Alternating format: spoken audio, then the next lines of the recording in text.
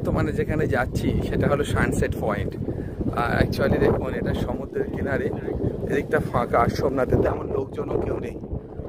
মানে এটা সম্ভবত নতুন বানানো, বোল্ডার ফিল্ড আগে সমুদ্র এত কাছাকাছি, সেখানে এখন একটু দূরে পাঠিয়ে দিয়েছে, বোল্ডার দিয়ে জায়গাটাকে এক্সপ্যান্ড করেছে। ঠিক আছে, তো আমি যাচ্ছি বেসিক্যালি সানসেট দেখতে। আর যেখানে সানসেট দেখতে যাওয়ার দেখুন এই যে সোমনাথ মন্দির দেখছেন, এই সোমনাথ মন্দির এখানেই আছে। অর্থাৎ আমরা সানসেট পয়েন্টের কাছাকাছি আছি। সব লোক ওপর থেকে দেখবে, আমরা যে নিচে থেকে। অনেকটা হাঁটতে হবে, অনেকটা সময় লাগবে, সমস্যা নেই। দেখতে এসেছি অসাধারণ এই দৃশ্যটা, আপনাদেরকে দেখাবো। সানসেট পয়েন্ট, হেঁটে চলেছি সানসেট পয়েন্টের দিকে।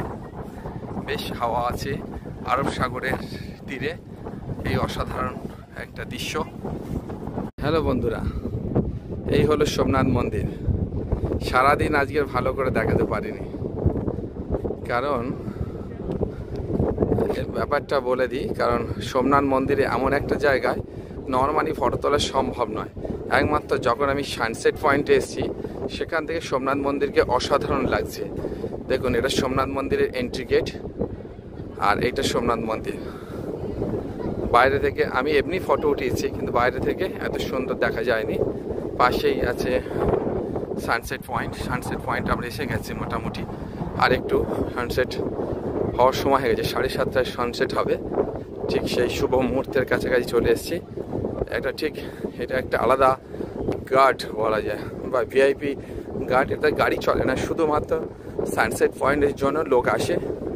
হ্যাঁ, সাথে সামনে লেখা আছে, দেখা পাচ্ছেন, সোমনাথ জি, জয় সোমনাথ। এই সোমনাথ মন্দির,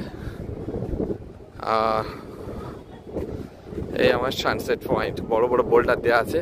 আর একটু কাছে যাই, আরও ভালো করে দেখা দেবো। বেসিক্যালি সোমনাথ মন্দির দেখানোর জন্য এটা। এদিকে বিভিন্ন মন্দির বা বিল্ডিং, হোটেলস প্রচুর আছে।